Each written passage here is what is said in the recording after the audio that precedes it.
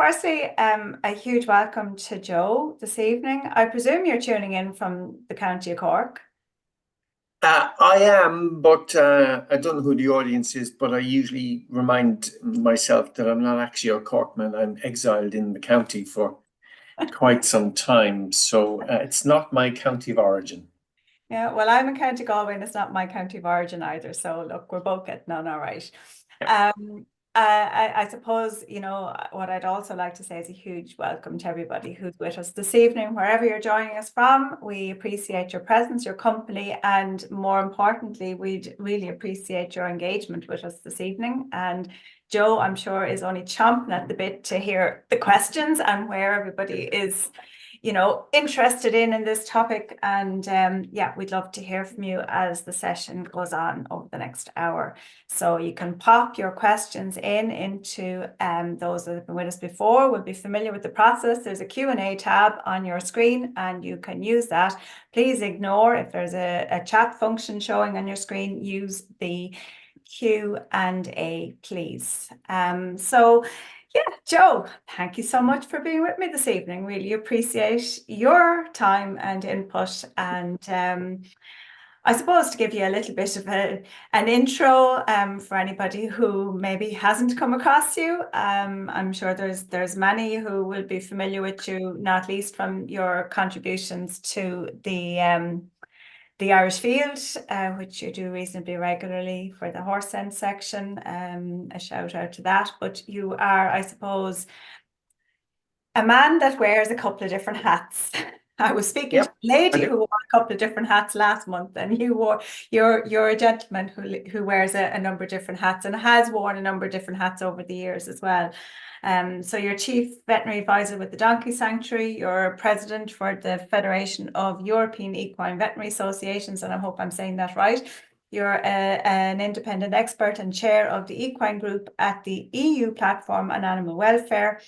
And I suppose that speaks to the fact that, you have an involvement in policy and strategy and advocacy and have an interest in all things equine welfare related and veterinary medicines and various things. And I suppose why this topic this evening and how it relates to your, I suppose, time in practice. And you explained to me that you actually specialised in this area in your residency in Cambridge when you were over in the UK. And this is a topic that still is dear to your heart and your interest as well. So and I suppose, you did, I don't know how many years you spent in UCD, but you spent a time in UCD and you also had an involvement in, I suppose, education and research and all of that side of things as well. So you've had as we say, a lot of different hats on. And yeah, is there anything you'd like to add to that introduction? Yeah, I guess tonight I'm going to try and wear a bit of two hats. One hat was really the first half of my veterinary career. I did a residency at Cambridge Vet School, which was funded by the Levy Board, which in the UK funds, their funding comes from racing, but they fund lots of things, including research studies into why racehorses might see fences that have white bars on them better than orange ones, that kind of thing. So I did a residency at Cambridge Vet School, which was in what's now increasingly called diagnostic imaging. And I suppose for this audience, they might often think of it as X-rays, but it was X-rays, ultrasound, and some other things. We actually started doing MRIs. So some of these people here may well themselves have been in MRI machines and had their knees or shoulders MRI'd. So I started actually doing some MRI work in the 90s in Cambridge on horses. And so that got me into this whole area about chips and bones and cysts and blah, blah. More recent times, I suppose one of my big interests is in welfare, which is a much broader subject. So I'm kind of wearing a bit of that hat too. And you've introduced me a bit by talking a bit about welfare and the EU platform and welfare. So I'm not going to talk about the Donkey Sanctuary because that's a totally different thing, but I'm only going to mention mules in passing, would you believe? So very good. So I suppose look at to emphasize that the topic this evening is around, and I suppose we flagged it demystifying some of these terms, but it's demystifying the terms, it's demystifying, I suppose, what lies behind the terms, what these conditions are, how they present, and so forth. And you know, a bit of acknowledgement maybe of some of the management factors around that too. Yeah. So I gather you have a screen you'd like to share. So maybe you want to have a go at pulling that up. And so what I'm going to do, yes, so let's just make sure that we get the right screen then, which hopefully is this screen. And you will tell me if we've got the right single screen that comes up. Is that correct? That is looking okay to me. So it is. Okay. So yeah. Okay, well, if that is fine, then let me just move the controls if I can. Sometimes these things. Okay, so you can see that fine, can you? Yeah, now you just have a drop down open. Yeah, that's gone now. Okay, that comes and goes. And I'm not sure if you can see me on the camera still or not. You possibly can you? I have you. Yes, I don't know if you have me, but I have you. I don't have your image anymore, but that is just fine. So I'll let you organize the webinar and the people and what they ask and don't ask, and I'll carry on from here. So I'm going to talk about developmental orthopedic disease, Wendy, which is an umbrella term. And the next slide, or maybe it's the one after it, is going to have the only slide that has lots of text on it, which has some of the terms that we're going to try and demystify here. So I've called it cysts and chips, like fish and chips. But some people will know what cysts are because they occur in bone, and some people will obviously know what chips are because they're used to hearing about them associated with joints. So that's what we're going to talk about. So if I then go on to the next one, yes, it has me and it has. So this is a cartoon I use a bit, Wendy, because it reminds me of a lot of what I did, particularly in my earlier career, which was about X-raying, looking into, X-ray technology is obviously a way of looking into the structure of bone, but other structures as well. And we get a little bit into that. So my favorite subject when I was a vet student was anatomy.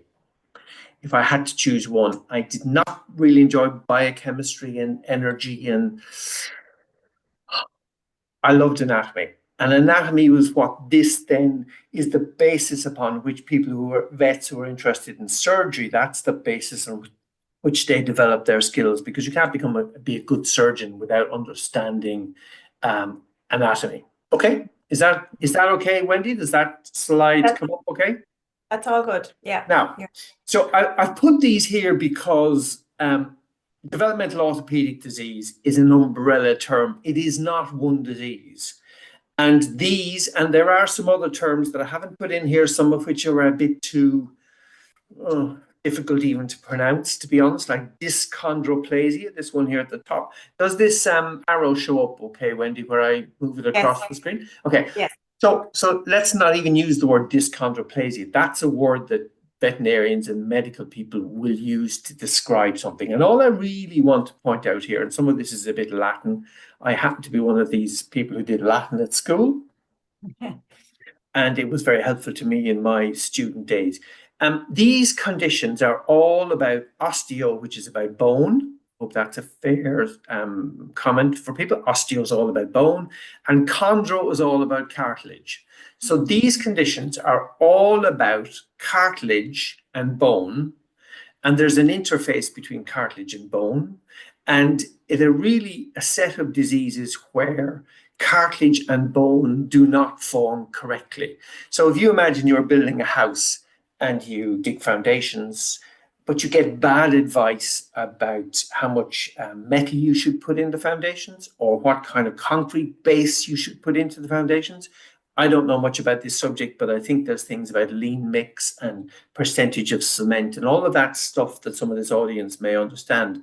If you get those percentages wrong, or if you construct your house on a poor foundations, poor walls, poor cement, then you have structural issues. And so, not to be perhaps too delicate about it, we've had issues in some counties in Ireland up in the northwest with blocks being built into houses that are defective. And this is what we're talking about here. Now, unlike houses, of course, this is living tissue. And these defects mean that the bones and the cartilage and the skeleton doesn't grow with the same strength and integrity that it needs. And therefore failures occur. You get cracks, fragments, you get bone chips, you get cysts forming, you get pieces flap off into the joint. So this, sometimes people will have heard of OCD, because vets use this term quite a lot. In the sense of developmental orthopaedic disease, OCD is all about cartilage and bone flaps that occur in joints. Now, they shouldn't be in those joints. They may be floating around. They cause inflammation. They cause damage. And you might identify that your foal presents with a bog spavin, a distension of the hock joint, for example. And these chips and flaps will only be seen when vets start to x-ray or maybe ultrasound the joint. But into this umbrella set of conditions, we also have problems with growth plates. And those problems with growth plates are directly linked to the next one, which is angular limb deformities. I'm going to, after this slide, all I'm going to do is show you some pictures. So we have angular limb deformities, which are certainly related to abnormalities in growth plates. We have flexural limb deformities, and we have a thing called wobbler syndrome. I don't know if anybody's unfortunate enough to have seen a horse with wobbler syndrome. Have you ever seen one, Wendy? I actually have not. No, I have not. And I did quite a number of years of stud work, and we never had any issues on that front. Okay. So I've seen quite a few thoroughbreds in my time with wobbler syndrome, and they can be distressingly unsteady to the point that they can't stand properly, they can't turn properly, and it's a problem to do with their neck, really, in simple terms. So that's the slide that has the terms in it. And I'm really going to try not to get bogged down in the veterinary terms for some of these and try and use the layperson's terms, things like wobbler syndrome but there's no getting away from a little bit of this, I'm afraid. I can talk about bone cysts, I can talk about bone chips, I can talk about flaps in joints, but you do have to understand that there's a whole science behind that, and there's a whole series of terms. I'm not somebody who likes using the complicated terms in an attempt to confuse people or make life difficult. That's not what we're trying to do here. And I think as well, Joe, like, you know, when we start into this topic, like sometimes, you know, I mean, it can all sound like very kind of, I suppose, you know, extreme in one ways, and, you know, that oh my God, you know, all this terminology for one, but then, you know, like that there's this is all serious stuff, like, you know. But I suppose there's different levels of seriousness with each and all of these conditions, is there not? Absolutely, entirely. You get very, very mild forms, and I think you've already had a question in today. I mean, I mentioned the word bog spavin, if that's a term that's familiar to people. You sometimes see youngsters, foals, weanlings, yearlings with a distension in the hock. It occurs in a typical place around the hock joint, and it's a bog spavin. Some of those animals have no clinical signs, never go lame, never present with a problem, athletic, jump well, run well, seem to be fine. But there may, underneath that, in the middle of the hock joint, there may be something abnormal going on, but at a very mild level, exactly as you said, Wendy. So it ranges from that mild, maybe we don't have to do much about this, play for a bit of time, a bit of patience, all the way to wobbler syndrome, some of who have to simply be euthanized on welfare grounds. I'll be honest. Some of the wobbler horses are a danger to themselves and a danger to people. You know, you imagine you have a 500-kilogram horse that isn't steady on his feet, that when he tries to turn and move, he falls over.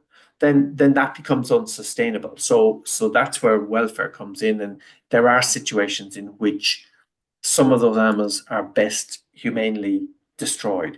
And then you have in the middle, and I know you have a particular breeder audience here, there is then the whole problem or concern in the middle, which is about genetics and breeding and how likely your horse is to have inherited the condition from his or her parents and how likely he or she is to pass it on to future generations. And that's something that I think we have to be careful with, that we don't do harm to a breed or a species, but a breed by perpetuating some of these conditions that may be passed on to the next generation. I think that's fair, isn't it, Wendy? We have a responsibility. I absolutely do. And it's actually one area I'd love that we circle back to it maybe later on in the conversation when we have a bit of the kind of explanation piece done. Because I do think it is a point that merits a little bit of discussion. Yeah. Yeah, absolutely. So I have a veterinary friend who once used to say that the most important decision you'll ever make in your life is choosing your parents. Now, it's a bit of a joke, isn't it? Because obviously you can't choose your parents. But the point is kind of well made in that so much of what's laid down for our foals and for ourselves is genetic. It's heritable. It's there. It's in our genes. It's in our DNA. And so, except you can't change them. So it is a bit of a joke. But there are still things you can do with your foals, even if they've inherited a weakness, let's call it. There are still things you can do to reduce the chances that that weakness will show up or really be a problem. Does that make sense? So if you have a foal that's like a sponge, that's new and raw and just fold on the ground, well, there are things you can do that will give him or her the best possible start, like colostrum is a no-brainer. And then there are other things that you might do with that foal in terms of bad nutrition, bad feeding, bad exercise, bad playmates, that will actually increase that foal's risk of developing a problem. So our genes lay down the building blocks, but actually we can do a lot to help ensure that that foal has a best chance of growing into a happy, full, healthy horse. So genetics are there. Now, my only mention, Wendy, of mule is in hybrid vigor. I've seen lots of mules in Ireland, and I have to tell you, it's difficult to be complimentary about them because they're typically randomly bred from a donkey and a horse that got together that shouldn't have got together. Very few people purposely breed them, and so we have a very jaundiced view of what a mule is. But a mule, I've seen fantastic mules in other countries, like on the border between India and Nepal, where I went once. They were breeding mules to be pack animals in the Himalayas. I've been in Chile at an army mule station where they were breeding mules for the army. And the mule is the absolute example of what's called hybrid vigor, which is where something is more than the sum of its parts. If you take a donkey and a horse that are themselves of excellent quality and you make them, you actually get a mule that is even better than the parents from which he has come. And so there are mule breeding programs specifically because mules in the mountains can carry heavier weights per kilogram of mule than either a donkey or a horse can. Now, we're not interested in breeding mules, and that's the end of the mention of mules.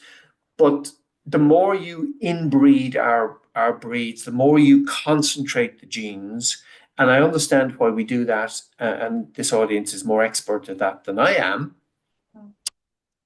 You concentrate the genes, and unfortunately you concentrate some of the bad ones as well as the good ones. So you're breeding animals for speed, for ability to jump fences, to do dressage tests, to I'm not sure what, a whole variety of things depending on your purpose of breeding.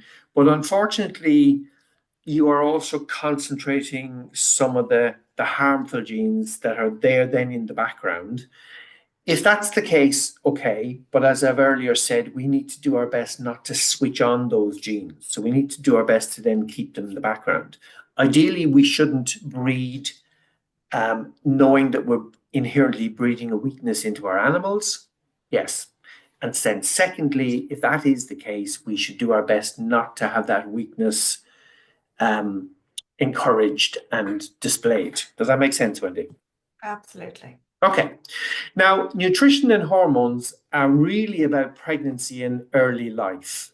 Foals, mares that are pregnant, and I'm not an expert nutritionist, but underpinning these diseases, and one of the reasons why in some foals the bad genes are switched on and the foal develops osteochondrosis. And in another foal with the same genes, the genes remain silent and quiet and they don't get switched on, which is great. Some of that has to do with things like nutrition and hormones. So overfeeding pregnant mares, for example, with soluble carbohydrates, high cereal grains, imbalanced feeds that are deficient in calcium, for example. Copper deficiency is a classic one. So we'll come back a little bit to that towards the end, but there's a real skill and art and science in feeding mares and in feeding young foals, particularly if you have any suspicion that they're prone to one of these developmental orthopedic conditions. So that's all about not switching it on. Sorry, Wendy? No, I was just going to say, and I suppose as well in that it's like it's not just what's physically in the bucket itself, but it's also about, you know, looking at the, I suppose, you know, this mares foal at different times of the year, so they foal in different climatic conditions, different grass growing conditions, different pasture conditions, and it's the kind of, I suppose, bit, you know, piecing the whole picture together and not just focusing solely always just on the bucket, but thinking about the pasture, the forage, and everything, how it interacts and goes together, and working with the nutritionist. Like there's some excellent people out there to help with that. Absolutely. It's a very much developed science. We have some big feed companies, some smaller feed companies, expert equine nutritionists. We have great equine science courses in UCD and in UL, for example. And others, you also have the support of the Irish Equine Centre there as well. You can test your forage and all the rest of it too, and you can get done elsewhere, but you know. Absolutely. For quality. And, you know, everybody outside of Ireland, I travel quite a lot in my job and they talk about Ireland, it's wonderful. And it is for pregnant mares and for growing young stock. The limestone land, and that's about calcium to phosphate ratios and other things. Copper, I've mentioned, is really, really important. Now, I'm sure you know, Wendy, and many people here know about the relationship between copper and molybdenum. It's a difficult thing to say, isn't it? Molybdenum. But we have parts of Ireland, I think you'd agree, Wendy, where molybdenum levels in soil and in grasses are high, and that reduces the animal's ability to absorb copper. Yeah. And how do you know that? Well, you know that if you get your lands tested, if you get your forage tested, and places like the Irish Equine Centre are expert in that area, so that we then can understand that horses are relatively deficient in copper. And copper is one of those minerals that is absolutely essential to the proper growth of the skeleton.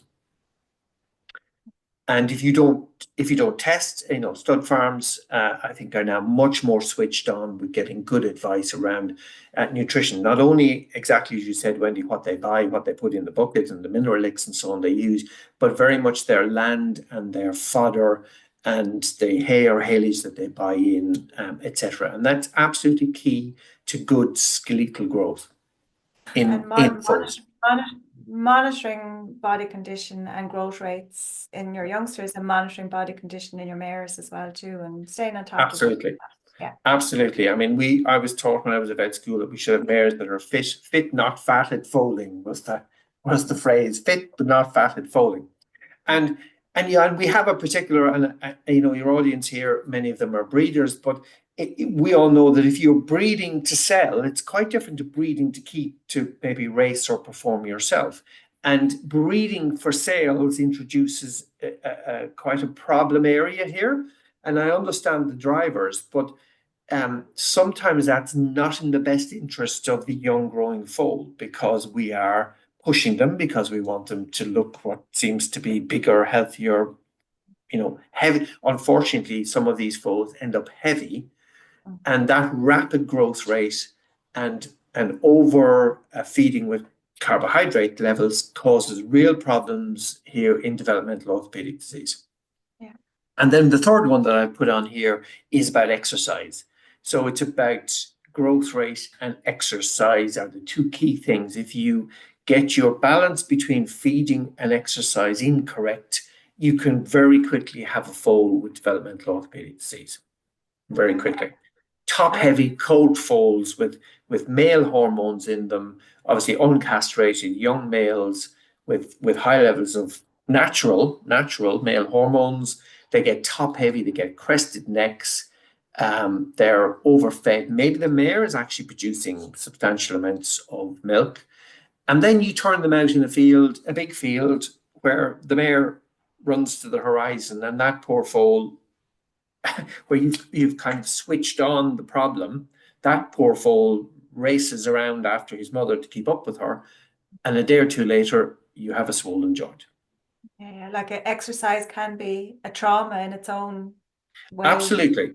Too much of those, that is a real classic. The big fields, the 30-acre field that you turn mares and foals out into. Overrunning, or as the season goes on, and maybe dependent again on climatic conditions, and it's been very dry and the ground's getting hard, and not and that's trauma. I mean, that is trauma. You think of yourself, if you were to run, if you're a long distance runner and you run marathons and you run them on the road, the tarmac, and that's very different to cross country running.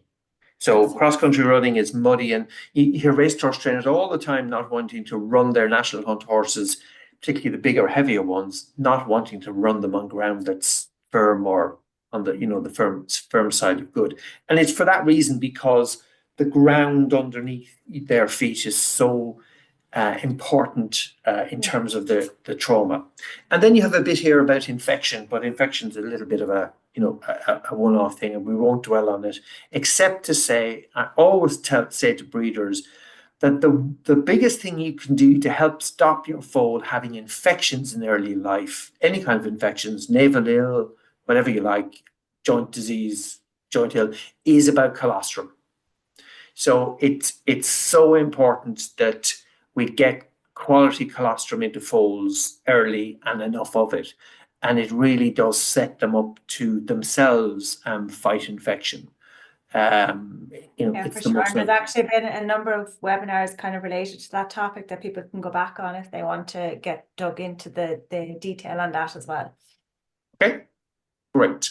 Now let me just see, can I advance this? There we go. Okay, so here's the picture of some bones. It's just to describe a few things to people. So I mentioned growth plates at the beginning, and the growth plate is this line, this pale line that's here along.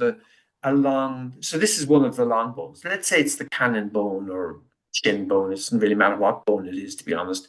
But at the end of each of these long bones, there is a growth plate, and this is cartilage.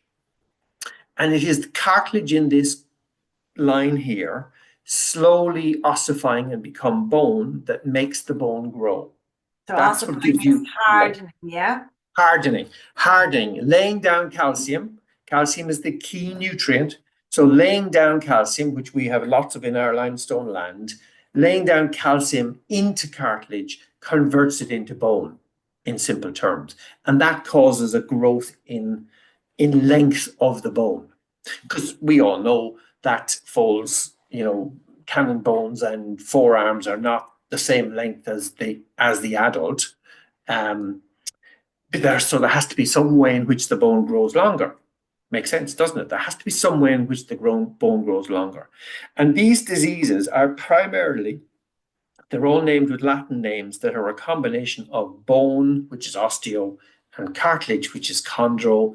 And these diseases are all about cartilage in various places, either here in the growth plate or here in the joint, this blue sort of looking substance.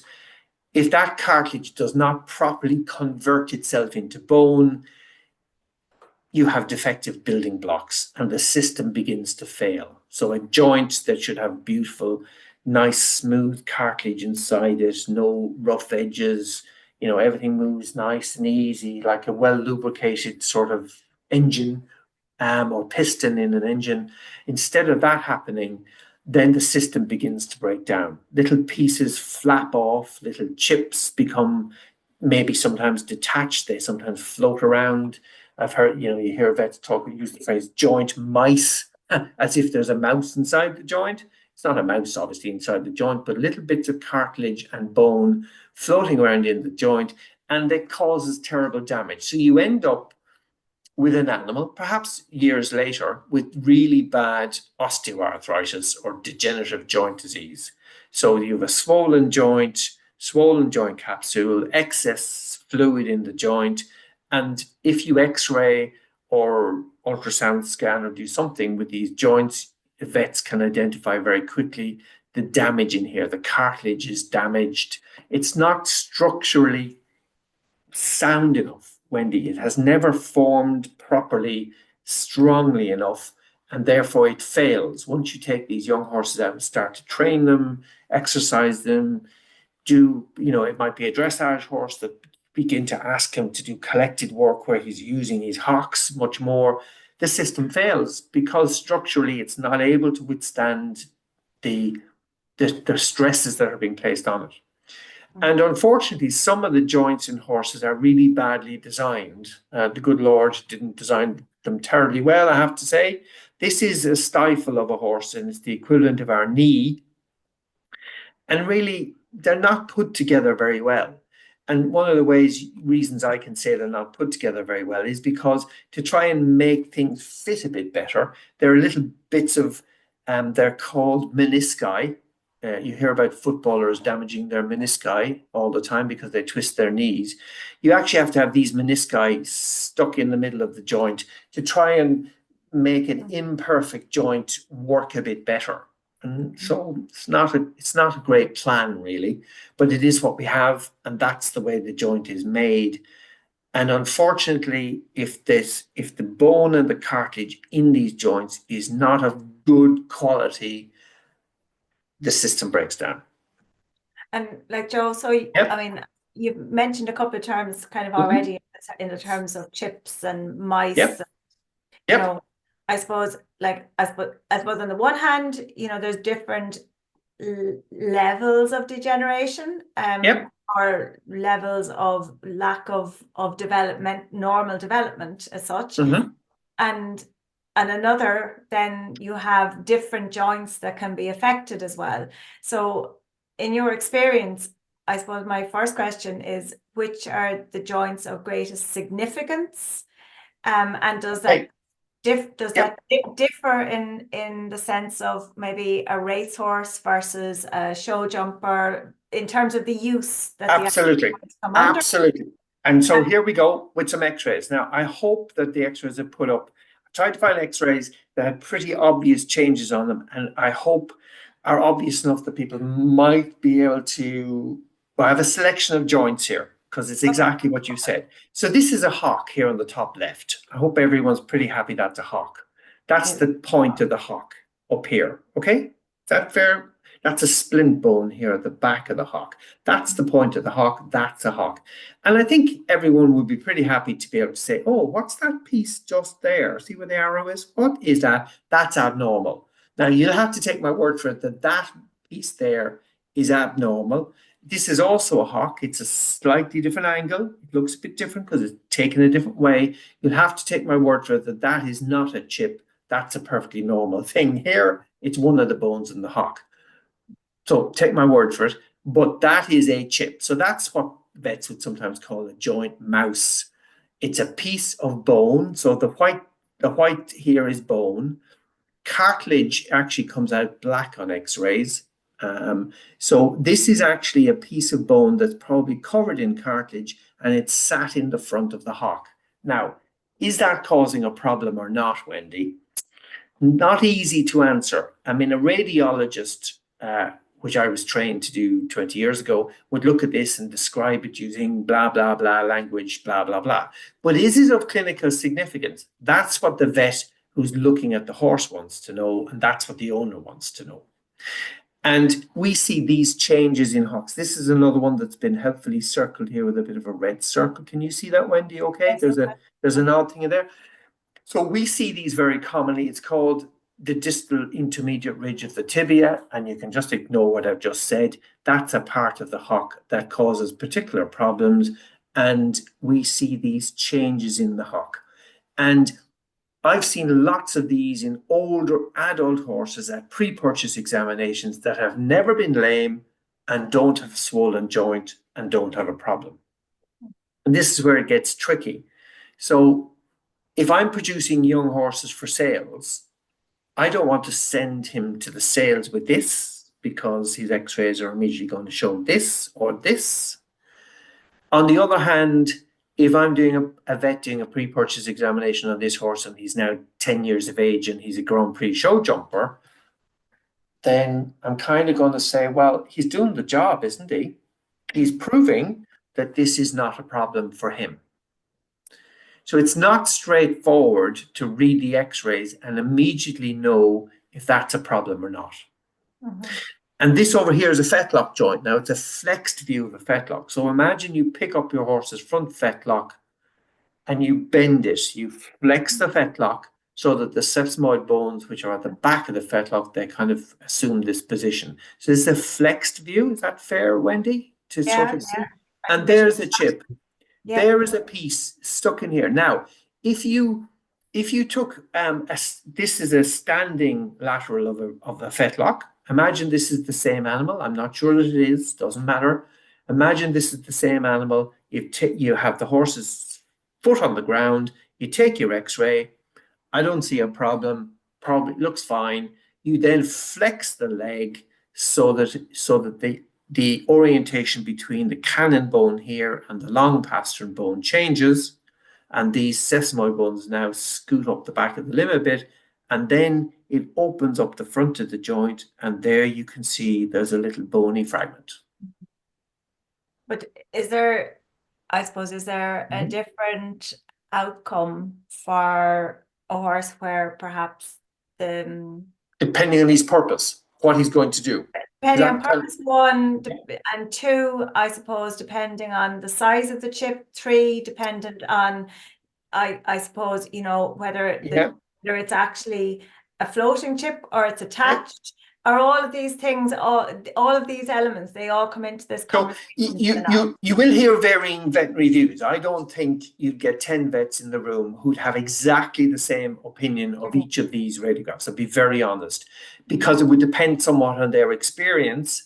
It would depend somewhat on the caseload they have, the population of horses. For example, dressage horses are much more reliant on their hocks than our racehorses. If you have a flat racehorse, then we're much more interested in his knees. And this is a chip in the front of a thoroughbred's knee, sitting in here at the end of the arrow.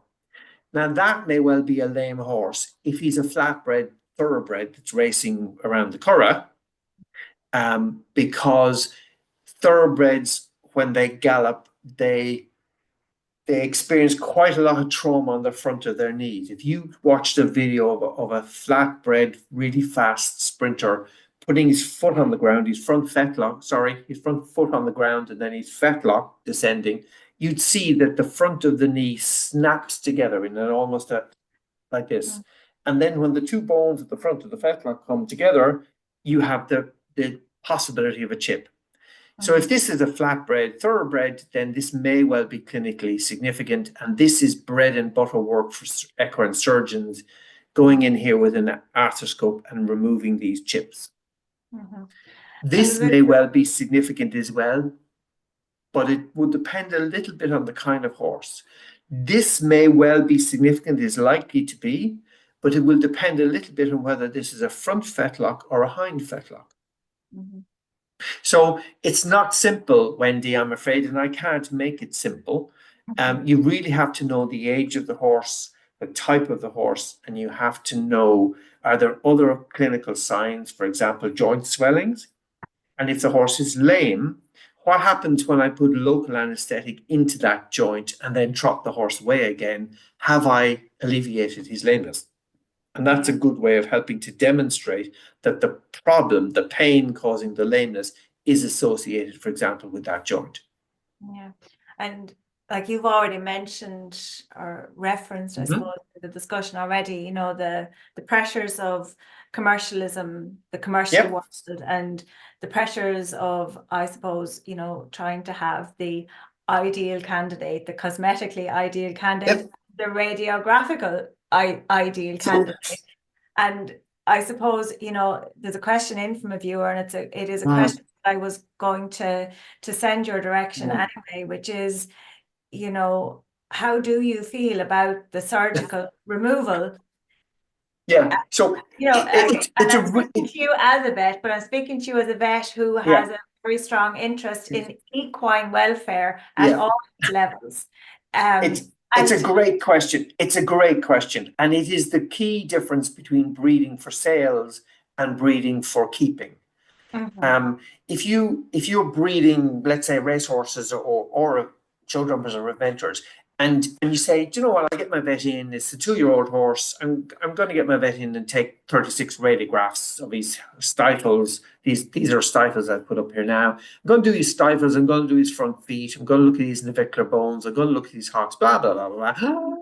Look, there we go, we can see something on them. Now, if you're producing that horse for keep, and you say, listen, I have 2 years, 3 years, I'm going to keep him, there's no way I'm ever selling him, then you may well just sit on that, watch it, wait, see what happens, get them x-rayed again in a year's time, and you may well find that it hasn't progressed. In fact, that the condition has resolved over a period of time, no surgery was necessary, on we go. But if you live in the sales world, it's really different, isn't it? Because there's pressure. And if the animals are worth, potentially, if you expect they're worth over a certain amount of money, hard to put a figure on that, isn't there? But if you think he's worth more than 20,000, for example, at the sales, or if you're a pin hooker and you're buying foals and then selling them as yearlings, then you have a real dilemma if you have a set of radiographs taken that shows something that may be clinically significant. Now, vets will vary a bit in their opinion of some of these conditions. I think vets will generally agree on some of them and not on others. So they'll see little chips. Some vets will be more forgiving. They'll advise their client. They'll say, do you know what? I can see it. It's there. The jury's out on these. The research isn't clear as to whether these are significant or not. You have a choice. If you're going to buy this animal and keep him and perform him in some way, then you can, a vet might sensibly with a client say, listen, let's wait and see what happens here. On the other hand, if he's a very valuable animal that is going to the sales in 2 or 3 months' time, the pressure is on.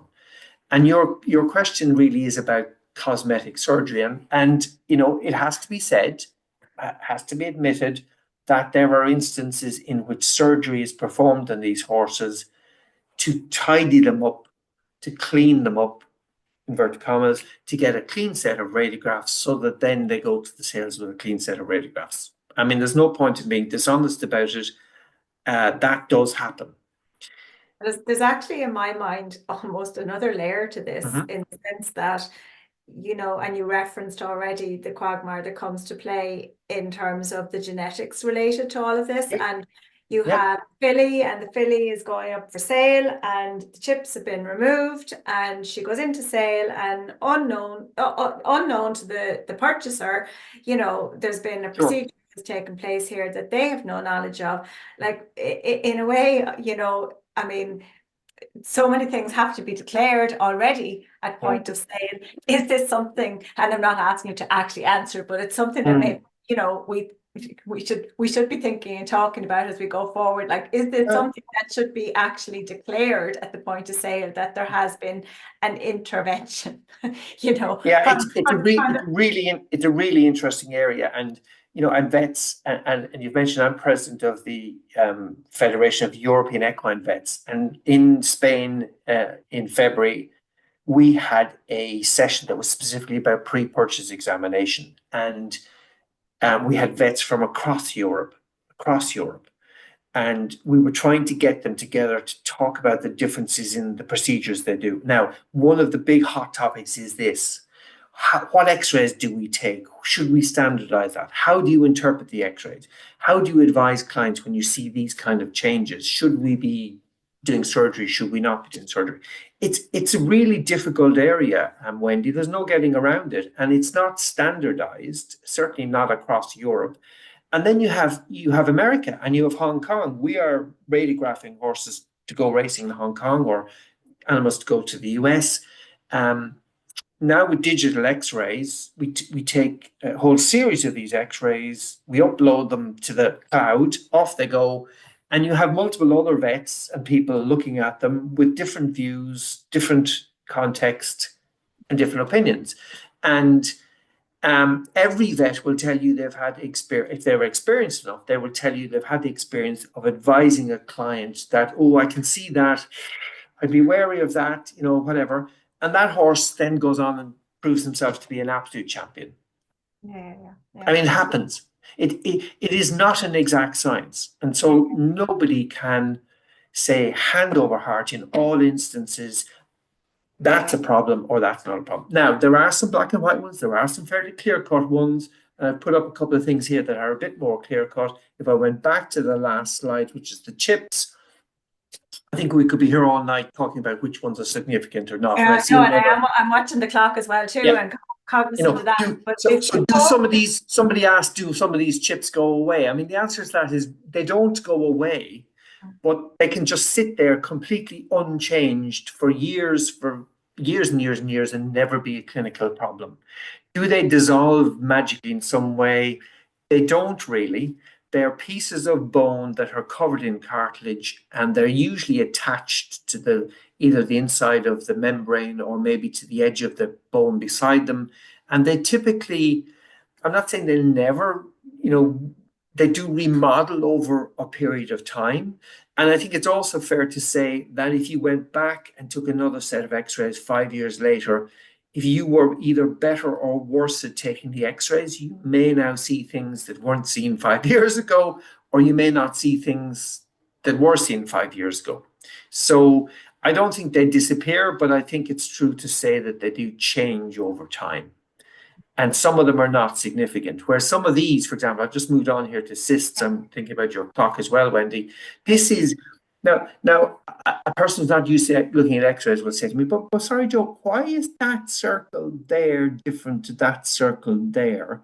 You're telling me that's a cyst and that's a problem, which I am, and that's not. And you'll just have to take my word for it that this is years and years of training of vets to know what the normal anatomy of a stifle is on x-rays and what they should expect to see and what they shouldn't see.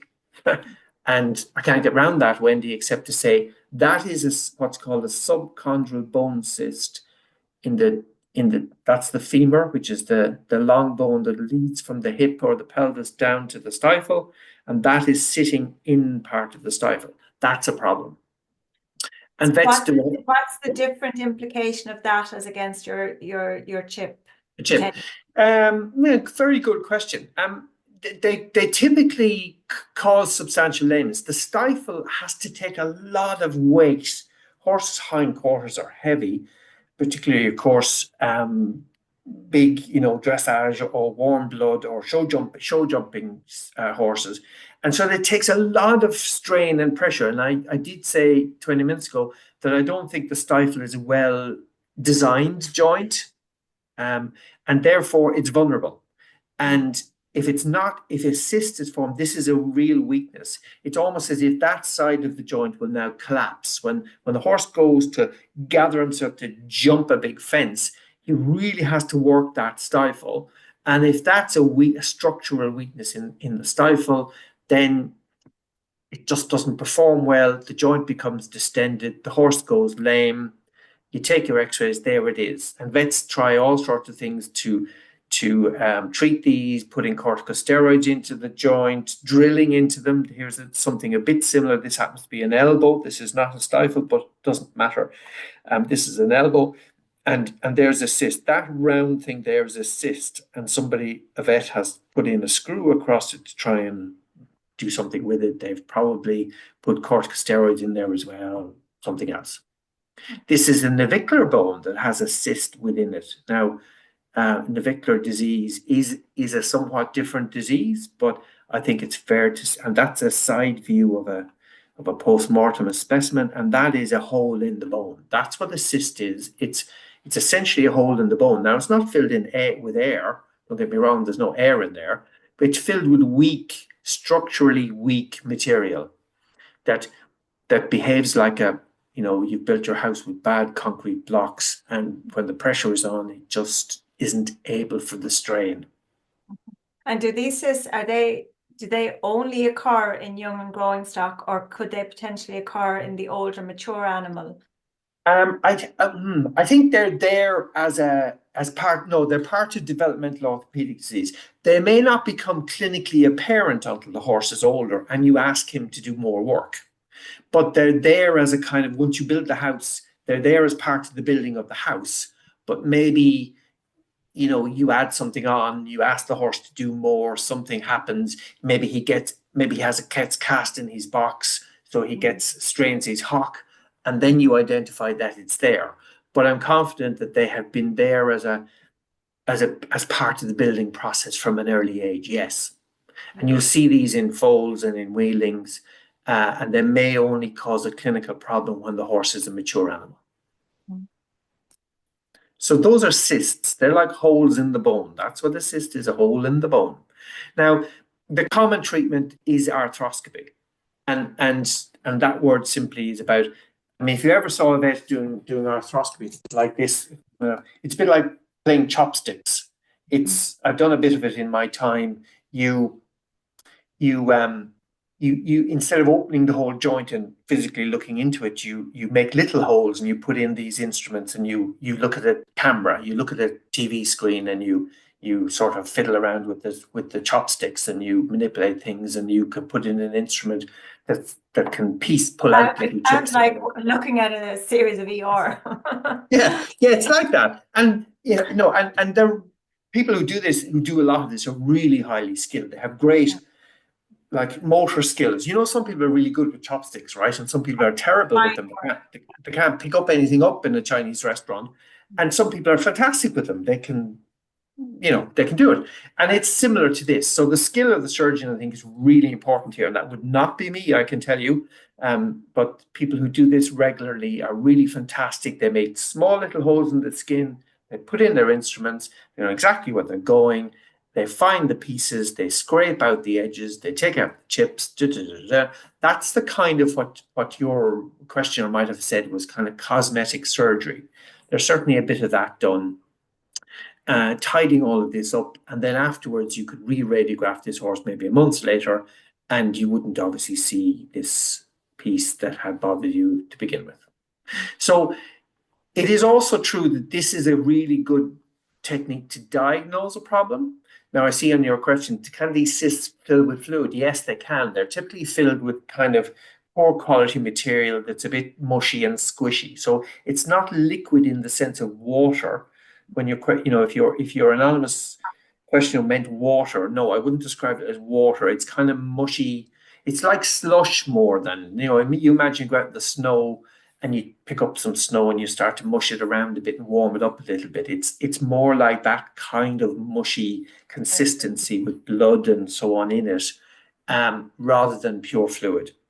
And this is a fantastic way of diagnosing the extent of the problem. Any experienced surgeon will tell you that no matter how good the images are, the X-rays or the MRI or the ultrasound scans, it's really only when you stick when you stick the arthroscope into the joint and have a good look around that you will better understand how significant the problem is. Because this white substance here is cartilage. And it's much better to be able to look at it directly with an arthroscope and to judge how healthy it is than it is to look at it on any X-ray. But that's a much more expensive correct tool. I suppose needs to be weighed up in terms of values of animals as well. There you have it. I mean, costs wise, and it's not much, it varies. But I mean, ballpark figure, we have to be, realistic. I mean, general anesthesia in horses is big business, big expensive. The medicines are blah, blah, blah, blah, blah. Okay. So, and cheap is not necessarily best at all here, as I'm sure your listeners will understand. Experience of the surgeons and the team, the anaesthetists. You think of yourself going into a hospital to get a hip or a knee replacement, you'd be pretty careful about who you wanted to do it, how often they did this procedure, how good is the hospital, the anaesthetist is really important. So all of that is a package. And what you are talking about, probably $2,000, $3,000, depending on how many joints you're talking about doing. Stifles are a bigger thing than doing a fetlock. So I'm certainly not in the business of quoting or trying to, talk up how much it should or shouldn't be. It will vary considerably, but you are certainly talking about investing into your horse a few €1,000 to have surgery to get better diagnosis and then hopefully to get treatment. Yes. And the message there really is, wouldn't it be wonderful if you didn't have that problem in the first place? Now, I'm going to run on here, Wendy, because otherwise you're definitely going to run out of time. These are foals that have these growth plate abnormalities. And if this growth plate does not, if the cartilage in the growth plate does not ossify, become bone, evenly, you start to get lumps and bumps either here around the knee or maybe at the hock here at the back or maybe around the side of the fetlock. So this is a knee, front knee. This is, you can see how flared and how this is sticking out on this side where the red circle is compared to the other side. I hope you can. And what next happens with these poor foals is their legs grow unevenly. So instead of being, now the horse's front legs are not supposed to be perfectly straight. I don't really like this picture, Wendy, because in fact in young horses, there should be a very slight deviation from the knee outwards to the fetlock and outwards to the foot. I hope you'd agree. So I don't personally like this kind of dead straight plumb line going right down the front here. Maybe that's it takes time for their chests to, strengthen. And as the chest grows and expands, it pushes the legs. So if you're not careful, I mean, this is fine if he's an adult horse, but if you had this as a foal, I would be really worried that as the chest grows and expands, you will end up with a horse that's pigeon-toed. And you've obviously you've chosen a very severe example to demonstrate there, but there are many variations. Yes, and I'm going to try ones that are a little bit less. So these are the technical terms. Valgus is sticking out, and varus is where they're knock-kneed and pigeon-toed and sticking in like this, which is really unpleasant looking. You see these horses cantering and galloping, and you think, oh my God. Yeah, okay. So I'm not going to bother with that one. And what vets do all the time is they take x-rays of these, because when they take x-rays of a foal whose legs are not growing correctly, they want to see where the problem is coming from. And so they draw these lines on the x-rays, and then when the two lines cross in a simplified manner, they will say, well, that's where the problem is coming from. It's that growth plate. Now, this is the knee here. These are parts of the joints of the knee, these nice smooth looking pieces. This is all normal. These are all just fine. This is not part of the knee joint as such. This is above the knee joint. This is a growth plate in a young foal. And this is where the problem is. And so what you then have to do with legs like these that are grown in this manner is you have to try and stimulate more growth on one side and stop the growth on the other side. Does that make sense? Yeah, absolutely. And there's a few different ways of stopping the growth on the inside. So this foal would have, this is quite a severe case that won't be corrected by farriery alone, in my opinion, just on looking at the x-ray. So a vet would typically put something like a screw in here or a staple in here, or sometimes they put in screws and wires. Surgeons have different preferences, but essentially what they're trying to do is to slow down this side of growing. So they retard this side, stop it from growing so much. And then there are other things you can do on this side that would help it to grow a bit faster. So you're trying to go from a foal that has his legs stuck out like this poor foal has to gradually having the limb come and straighten. And obviously, again, you referenced the farrier, and here you're looking at very extreme examples. And I would encourage people, to go back. There's actually a webinar that I did with Andrew Mahan, Master Farrier. It's actually quite a while back, so you have to go back into the archives as such. But if you're interested in hearing a little bit more about the farrier perspective on the cases that can be addressed with farriery, please do go back and reference that as well. Just run on here, and it's a slightly different story, but absolutely, this revolutionized what we can do with young foals. Being able to have glue-on extensions. These happen to be heel extensions, but you can get toe extensions and farriers and some vets, but farriers are fantastic now at putting on these. And this even though I don't have a picture of it, is how you would often treat these folds. So yes, this is a vet's job, putting in screws and wires, and these are severe cases. That's costing you plenty of money. That's a valuable fold, or that's a fold that is severely affected with something and needs orthopedic surgery. But thankfully, most cases are more mild.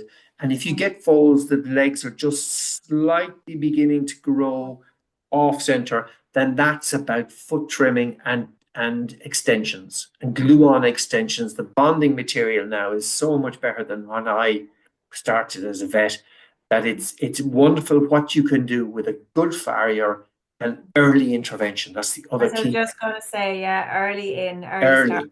Yeah, Early. Once you go and see your fold and you begin to say, those legs are beginning to, oh, hang on, that's not, let me get someone else. Let's stand them up on the hard surface. Let's walk them up and down in hand. Let's carefully examine them, get your vet involved, get your farrier involved. Early intervention, a little bit of careful hoof trimming and maybe an extension either on the inside or the outside of the hoof, gradually, and restricted exercise typically, gradually just begins to bring the feet and the legs back around. But you have to be early, because it's only when the fold is very young that the structures are pliable enough. It's almost like, dare I say, when you're block laying, if you were block laying and you put in your cement and you put down your blocks, and if you stood back before the cement had hardened, you say, well, actually, that's not exactly straight, and you give it a little tap with your hammer or something, you could straighten it up. It's a bit like that with folds. You have to get in before the cement has set. And then it's wonderful what you can do with careful farrier and extensions, and not have to get to this. And you also said something I think is very important in that as well too, which I would like to highlight, is checking the folds on hard level ground as well too, because quite often, particularly as the year goes on, the stud season goes on, and folds maybe are out at pasture much more. Yeah. And, you know, you'll miss things. Absolutely. And you'll go to stud farms, Wendy, and you will see the staff bringing mares and foals in morning and evening or whenever it is. And, and a good stud farm, they're looking at them carefully as they walk along a good, hard, flat, straight surface in hand. How's that foal? How's that looking? I mean, mobile phones are fantastic now about taking recordings of, so that you can monitor a foal to say, well, what was it like last week? What was it like a month ago? That's a significant change. Is that good? Is that bad? Should we be doing something here? And, the key message would be, we don't want, as I doing vets out of business here, we don't want foals that need this kind of, screws and plates and wire stuff, because if this could be prevented much earlier, then that would be better for the animals and certainly better for the owners. And Joe, okay, there's the visual on it in terms of the angular limb deformities, and again, the flexural ones like this. This is a flexural one, I suppose, are there other symptoms potentially, like we say, where there's issues with growth plates, or there's inflammation, or there's heat, or, can those scenarios arise as well, potentially? Yeah, so I showed you in the early ones, you'll see bumps on the side of the fetlocks, you see bumps on the side of the knees or above the knee, and you'll definitely have heat in those areas if you put your hand on them and you compare carefully inside with the outside. Sensitive, you can use thermometers for that point, like these infrared, point them thermometers. Thermography is a technique that was often used to look at heat. I mean, the signs of inflammation are heat, pain, swelling, loss of function, but you'll see swelling and you'll definitely feel heat. And of course, you'll typically begin to have an animal that's sore, lame, walking in a more restricted manner, not comfortable on hard ground. And good stockmen will observe those changes and begin to do something about them. So, I mean, this is a flexural. I'm just conscious of your clock and how long you want to go on, Wendy. A few minutes, these are flexural ones. Now, this is a very severe looking, knuckled over. An animal can't, this is a hind leg, obviously. An animal can't continue in that fashion. If he's not able to put that foot flat on the ground, then we have a real problem. And so to be a bit more, to come back to more mild cases, you get these folds that are knuckled over at the knees, their fetlocks are too upright. You see, this hind fetlock is definitely too upright. So these foals have an imbalance in growth somewhere in their limbs and in their ligaments and tendons. And these foals need careful attention. The more milder cases, you'll just see like a little club foot like this. It looks more like a donkey's foot. It's too upright. The hoof pastern axis is broken. The heel is long here, and the heel is actually lifted up off the ground. So these animals need early intervention, and typically they have some pain. So we typically give them pain relief. We typically give them some exercise, careful controlled exercise. We hope not to have to resort to surgery, but there are surgeries. I've done a few of these in my time, cutting check ligaments, for example, here near the back of the knee to try and relieve this abnormal conformation. But in the more mild cases, what we really need is good farriery and extensions, these glue-on extensions, either heel extensions or sometimes toe extensions that will help to get this hoof back on the ground, flat where it should be. Now, some of these, this is a very young foal. Some of these are what are called dysmature foals, and dysmature is a word that vets use to describe, I suppose, some of these foals that maybe are born too soon. They're not fully mature when they're born, and their legs are really weak. The bones in their limbs are very poor levels of calcium, and they almost can't withstand any strain. So these animals often need splints or casts, something or bandages perhaps, that will help to support the limb, and then good nutrition and a bit of careful time so that hopefully that animal will strengthen up so that these limbs begin to weight bear in a more normal fashion. But it is about having a good relationship, I think, between yourself, your vet, your farrier, everybody Absolutely. working together and being, open-minded with each other and conversational with each other, working together for the betterment of the animal. And you can see quite wonderful turnarounds with some of these foals. Yes, and because foals, like children, it's that kind of sponge analogy I used. The foal's limbs are at this pliable stage, so that you've so much potential for change. You couldn't, if this animal is, and it's obviously not because this is a foal, but if this was a 10-year-old horse, then it's completely different, because you don't have the pliability or the elasticity anymore. The animal is now almost set in his ways, and so you're facing a very different prospect. And so animals like this are more likely to have surgery to correct things. But hopefully, you'd hope with foals, as I said, prevention is really that you'd observe these, you'd see the changes, you'd be recording them, if that's what you're into it, on your phone, and you'd identify them, and then you'd get good advice. Vets, farriers, physiotherapists, others would, nutrition is so important to help prevent this from happening in the first place. Now, I'm going to talk about wobblers, because I think I have one or two other slides which are about kind of prevention or something. I won't dwell on wobblers. Thankfully, we don't see too many of them. These horses are the ones that sometimes, unfortunately, we have to put down on humane grounds because they're a danger to themselves or a danger to riders, or they're not able to be ridden. Now, DD means differential diagnosis. When I see a horse that's like this, there are other possible causes of this. This may not be a wobbler, is what I'm trying to say. A vet would have to go through a careful series of examinations and tests. This could be a horse with herpes virus, for example. Herpes causes paralysis in some horses. It could be an animal that's had some sort of toxin out of grass. We have toxins related to sycamore trees, for example. So, it could be something else. It could be ragwort poisoning, which causes brain disease. So, there's a variety of possible diagnoses here, but wobbler syndrome is one of them. And wobbler syndrome fits into this developmental orthopaedic disease because in the case of wobblers, the bones in the neck have not properly developed.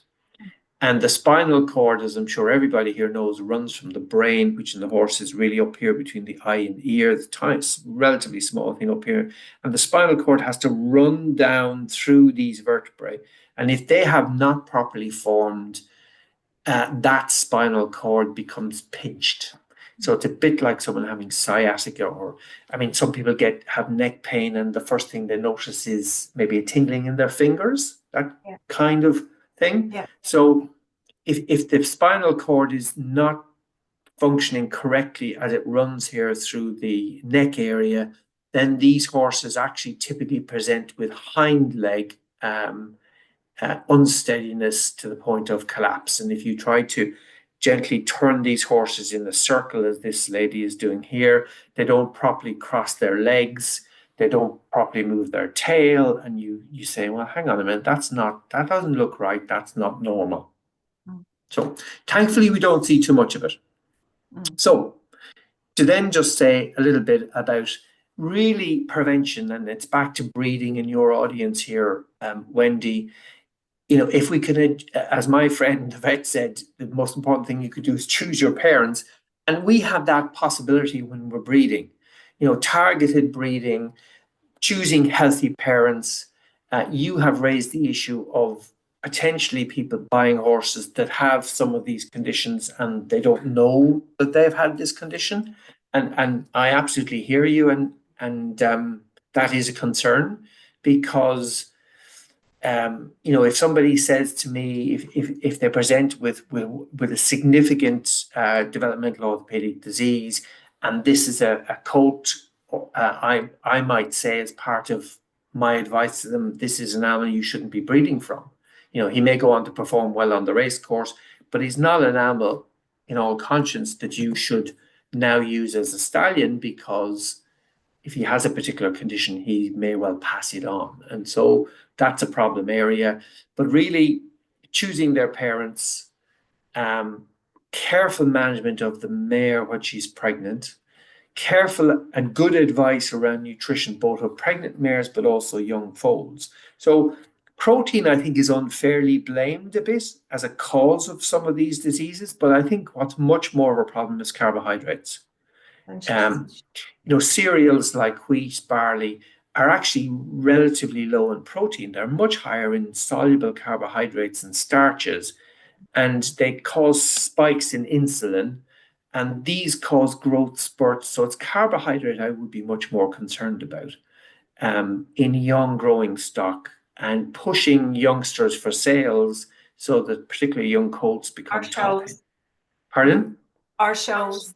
Or shows, no, very fair point, absolute fair point. Yes, pushing them also for shows, so they look more rounded and more, so pleasing to the eye, whatever that is. That's a problem area. Calcium phosphorus imbalances are certainly an underlying cause of this problem. As I said, the building blocks are laid down by genetics, but we can do things that sadly switch on the wrong genes, and we can do all the good things that help to hold those genes kind of quiet so that they don't become a problem. Copper is really important in mares and also in young growing foals and yearlings. And there's this antagonism with molybdenum in some of our soils. Zinc is really important.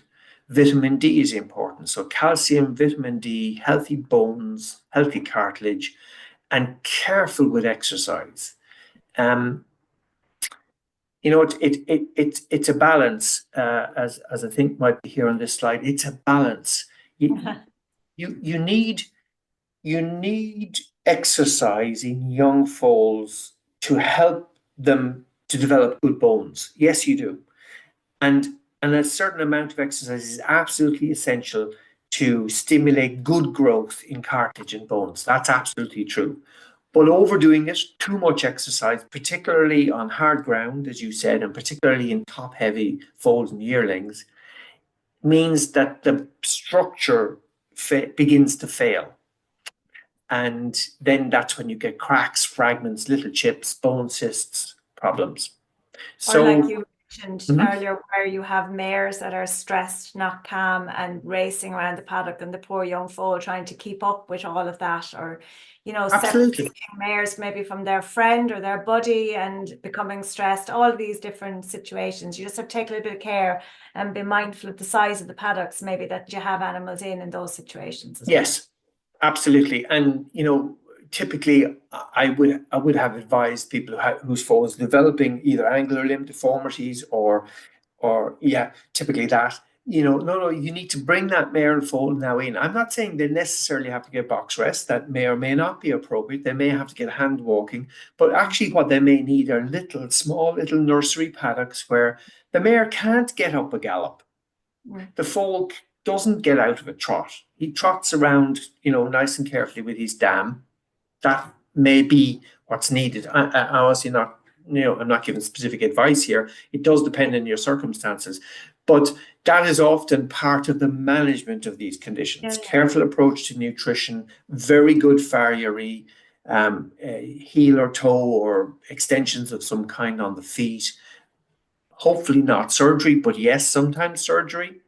And careful physiotherapy and exercise can often address these problems. So that is my last slide because I'm just conscious of your time, Wendy, and your audience. Listen, we would like all is good on that front. All is good on that front. Okay. So we would like to prevent these problems, and but I absolutely know, of course, we can address them and we can cure many of them. But the cure, for your audience, then can involve a lot of time, a lot of patience, a lot of specialist advice, therefore cost, perhaps specialist feeds, perhaps having to do more fencing and make smaller areas. Perhaps vets injecting substances into joints, for example, perhaps doing surgery. But as I said, surgery, anesthesia, comes with risk. Even though anesthesia has got better and better, these things come with risk as well as cost, and would be better avoided if that were possible. Yeah. I shall stop sharing that so that then it's Very good. so.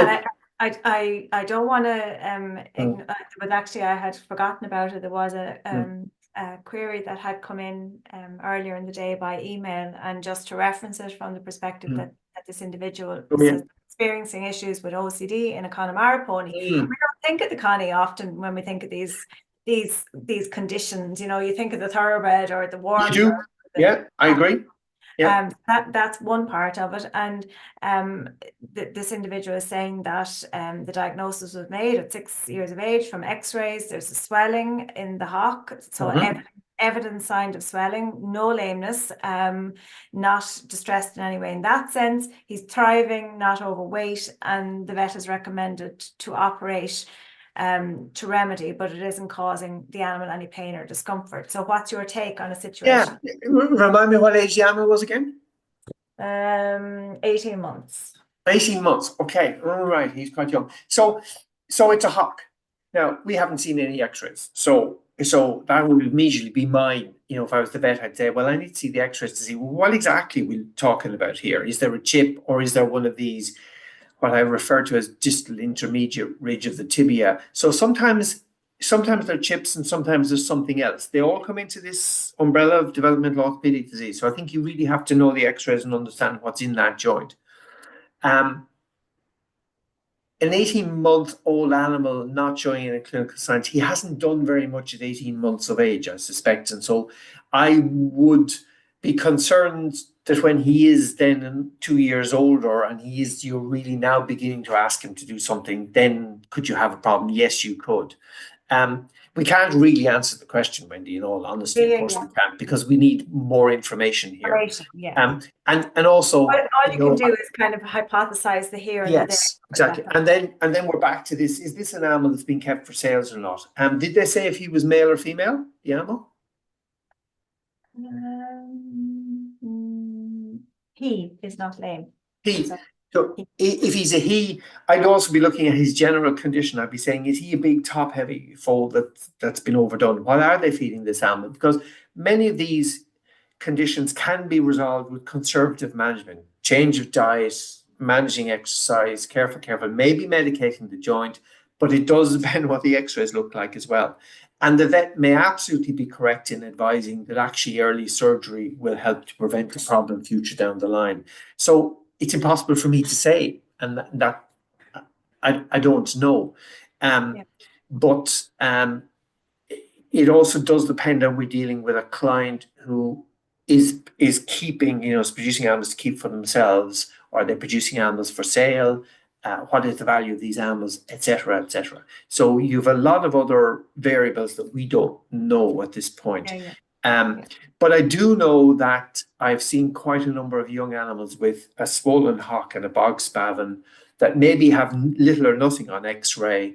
And with the right client, I would be making some changes in diet and exercise and management and playing a little bit for time, because 18 months is still very young. And conservative management will often solve many of those problems. On the other hand, you X-ray that hock and you say, oh my God, look what's in there. That's not going to resolve without something more major, in which case you should get out your arthroscope and start playing chopsticks. Yeah, and I think that kind of sort of sums this whole talk up in a way, in the sense that, as we said at the start, there's so many different conditions, there's so many different layers within those conditions, and so many different implications from them, dependent on the degree, dependent on the job, dependent on lots of different factors. So like you've mentioned time and again, thinking about, your management focus to try not to turn on or worsen. Try not to turn on the bad genes. I mean, I've said that a few times. You don't necessarily know, and we don't necessarily, the scientists don't necessarily know yet, because we've studied this genome. It's a really big growth area, but we don't have it all nailed down. We don't know the everything about the genetics of every foal, no more than we do every child. And so, but we are increasingly understanding that there are genes there that are in this kind of quiescent phase, and they're waiting. And some of them are ones you really want to turn on because they're going to give you something that you desire, maybe a bit more speed, maybe a bit more ability of some kind, whatever that is. And there are some of them you definitely would like never to switch them on, because all they're going to do is cause you trouble. And you can't know that they're there. But what you can do is manage your mares, manage your selection, your breeding selection, and then, with the best will in the world, manage your mares and manage your young foals so that you maximize the chances that you get healthy yearlings, 2-year-olds, etc. And then when the situations arise, you just have to sit down and have a good, discussion and understanding with your vet and with your farrier, and figure out the best course for that individual situation, weighing up the costs and all the rest of it. I'm going to answer there's a last question in there, and I'm actually going to kind of answer it from the perspective. The question is around, does the nutrition of the mare before foaling have as much of an effect as the nutrition foal itself? And I'm going to reference you back to, there was a webinar with Conley's Red Mills nutritionist actually previously, and we did quite a bit of discussion on all of that. But yes, the care of your pregnant mare in the last trimester is very important. So I think you're absolutely right, and I'm not a nutritionist by training, but I say you have to think of two things. One is this whole how much you're giving them, and feeding them energy and protein and so on and so on. So you end up with a big heavy foal. That's one thing. But the micro minerals are really important for this condition. You got to be, nutrition. Any Red Mills or other nutritionist is going to tell you about calcium and phosphorus and copper and zinc. They're going to tell you that when you're making a cement load of cement, it's not just about the water and the cement to make concrete. There are other nutrients and other strengtheners and agents that you put in here, and zinc and copper are really important, because without them, you just don't get the proper structural integrity. So in answer to the question, the nutrition of late pregnant mares is really important. It is. Yeah. I don't know if it's more important than the Important nutrition from of the the other. newborn foal. I don't know actually that, but I firmly believe it's really important. And then it's really important how you manage the foals in their early months. And that's not only thinking about how you're feeding your lactating mare and therefore what milk she's producing, but it's also about introducing creep feed and mineral and so on to your foals, and that you do that carefully with good advice.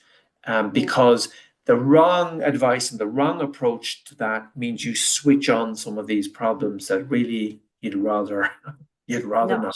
Yeah, and I'm gonna reference people Yeah. back. So that nutritionist discussion was there. The information is there. Mm.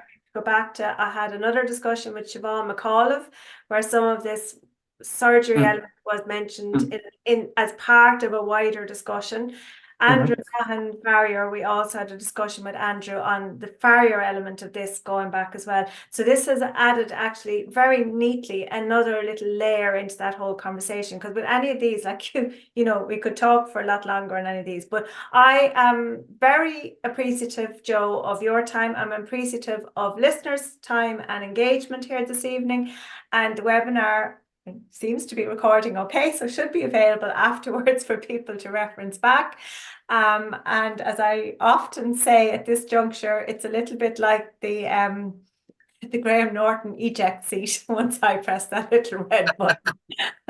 We're all gone. We're all gone, and you can go and make a cup or do whatever. But Yep. sincerest of thanks to you, Joe, for joining You're us, welcome. for taking your time and your energy to explain all of that, because I think particularly this time of the year going into, you know, where we're already in polling season and there's many more to come, this is a really pertinent time to address this topic. And you know, just reminders even sometimes are good, you know, on even some of the little And, and if I may, one small shout out, it happens that, and I'm not sure exactly when it's coming out, I have written a piece for the Irish Field. So they have a breeder supplement to it. I'm pretty sure it comes out in March. And I have written a piece for their editor, which is on this topic. So if people are followers of the Irish Field and their breeder supplement, then they may see this again in writing. Indeed, indeed.